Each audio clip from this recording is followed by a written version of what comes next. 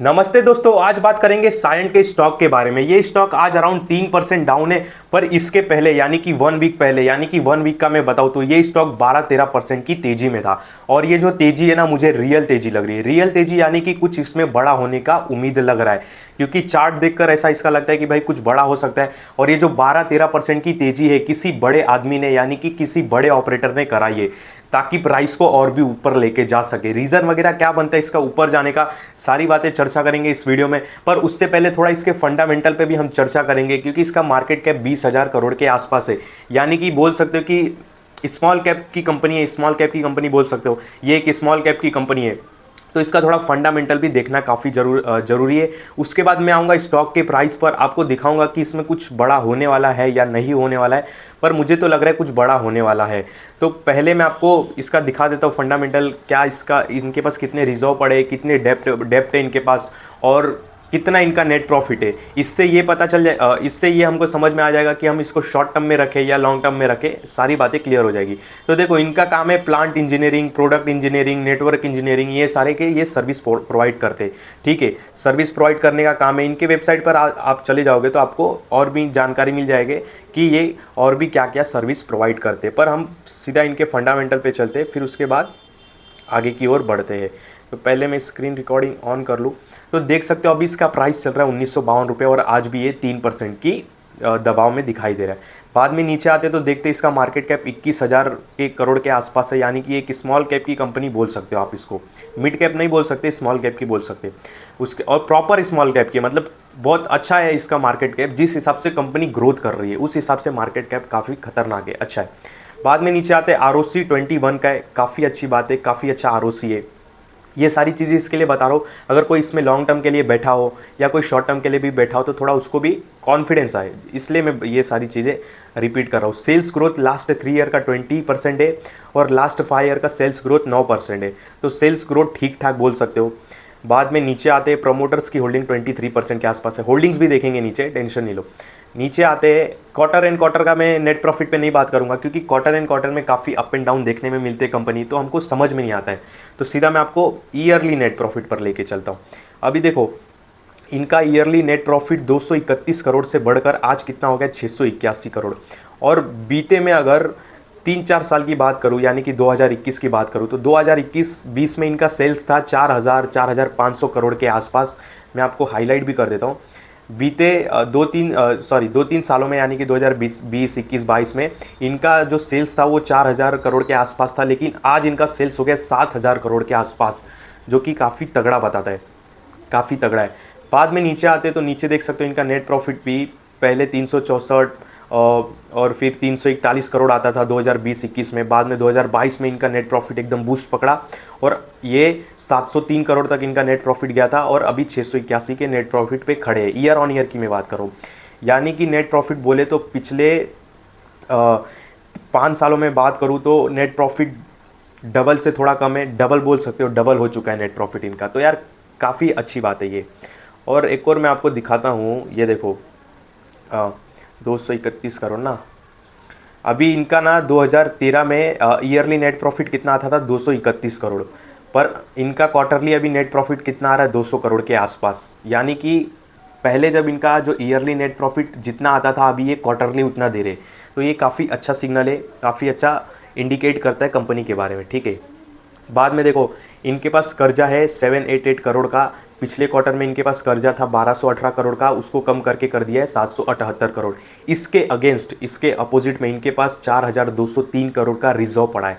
यानी कि जितना कर्जा है उससे तीन गुना नहीं, कम से कम 5-6 गुना इनके पास रिजर्व पड़ा है। यानी कि अच्छा खासा इनके पास रिजर्व पड़ा है। तो डेप्ट फ्री बोल सकते हो, अगर डेप्ट इनको मिटाना हो तो एक झटके में मिटा सकते हैं। बाद में नीचे आते हैं, फिक्स असेट्स में भी देखते हैं तो भाई लैंड्स वगैरह भी है 39 करोड़ के, बिल्डिंग्स भी है, प्लांट मशीनरी भी है, इक्विपमेंट्स भी है, कंप्यूटर्स वगैरह है। और फिर बाद में अदर असेट्स में आते हैं तो कैश भी इनके पास पड़ा है 984 करोड़ के आसपास। तो भाई अच्छा खासा फंडामेंटल है, 20,000 करोड़ के मार्केट के हिसाब से फंडामेंटल काफ़ी तगड़ा है भाई, बोल सकते हो। कर्जा वर्जा नहीं है, बिजनेस काफ़ी तगड़ा चल रहा है, नेट प्रॉफिट कंटिन्यू ग्रो हो रहा है। लोगों को यही चाहिए और कंपनी भी यही लोगों को दे रही है। बाद में नीचे आते तो देखो, प्रमोटर्स की होल्डिंग 23% है, सेम है, ठीक है। ईयरली भी देख लूँ मैं तो 2017 से प्रमोटर की होल्डिंग लगभग सेम है।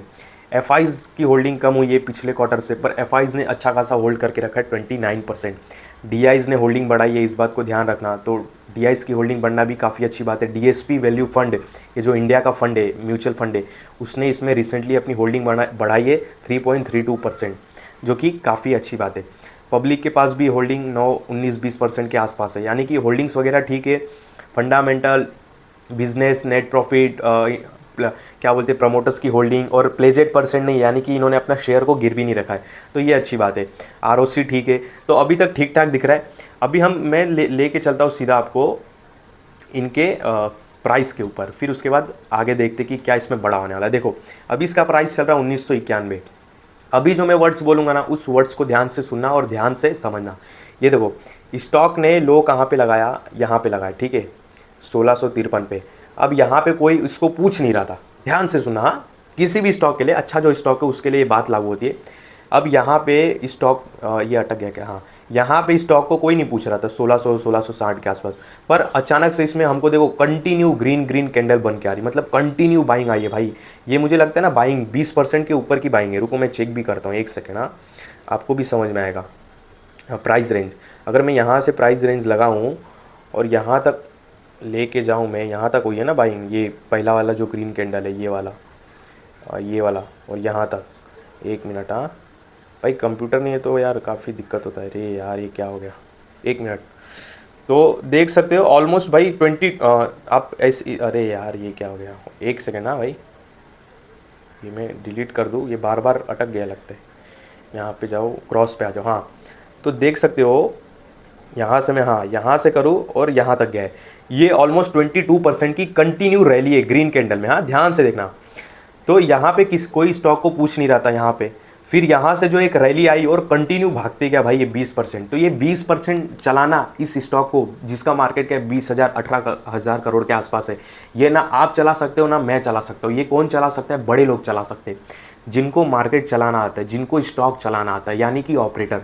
तो ये जो 20% की कंटिन्यू ग्रीन कैंडल देख रहे हो ना रैली, ये बड़े लोग ने चलाई। और 20% भाई कोई स्टॉक ऐसे ही नहीं चल जाता, इस बात को ध्यान रखना। बड़े लोग का काम चलाना है। और आप बोलोगे कि ठीक है उन्होंने 20% चला दिया तो क्या आगे नहीं चलाएंगे? भाई 20% उनके लिए कोई बड़ी बात नहीं। जब वो 20% चला रहे ना, आगे कुछ उनका बड़ा गेम है, इसके वजह से वो चला रहे। अब आप बोलोगे कि इसमें हमको क्या करना है, तो देखो ये 200 मूविंग एवरेज का लाइन है, ये जो ब्लू वाली लाइन देख रहा हूँ, ये दिखा रहा है इसका प्राइस 1943। तो बस आप अपने वॉच लिस्ट में रखो कि आज ये क्लोजिंग, ये जो आज कैंडल घूम रहा है, ये रेड वाला कैंडल है, ये आज का कैंडल है, आज इसकी क्लोजिंग बस ये लाइन के ऊपर हो, यानी कि 1943। तो 2-3 दिन वॉच करो।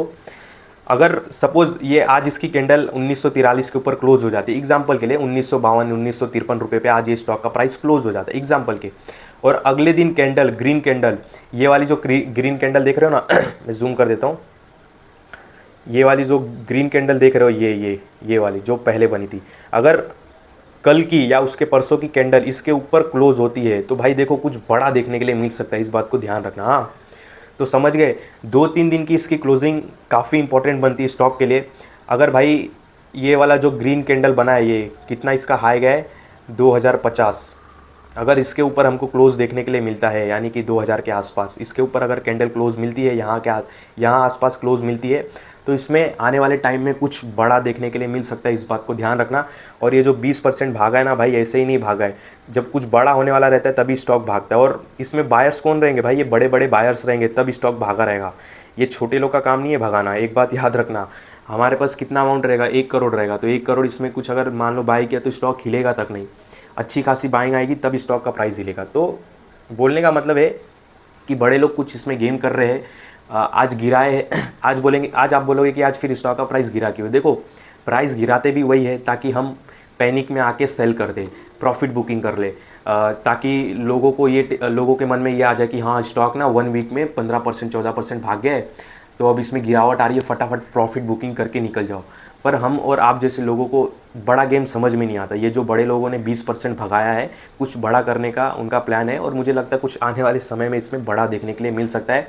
स्टॉक शायद अपने ऑल टाइम हाई प्राइस के नियर भी है, तो इस बात को ध्यान रखना, अपने वॉच लिस्ट में इस स्टॉक को जरूर रखना भाई। जो मैंने आपको दिखाया उस पर भी वॉच लिस्ट पे रखना, कैंडल देखना क्लोज कहाँ पे हो रहा है। अगर आपको नहीं समझ में आ रहा है तो स्टॉक पे 200 मूविंग एवरेज लगाना, 1 डे का चार्ट रखना और फिर आप ऐसे वॉच लिस्ट कर सकते हो। तो ये था सायंट के ऊपर भाई एक वीडियो, जरूर अपने स्टडी वॉच लिस्ट में रखना। इस वीडियो में आपको कोई भी बाय सेल का कॉल नहीं है, ध्यान रखना। मैं कोई सेबी रजिस्टर्ड एडवाइजर भी नहीं हूँ। जो भी मैंने वीडियो में बताया केवल स्टडी और एजुकेशनल पर्पस के हिसाब से बताया। इस वीडियो में आपको कोई भी बाय सेल का कॉल नहीं है।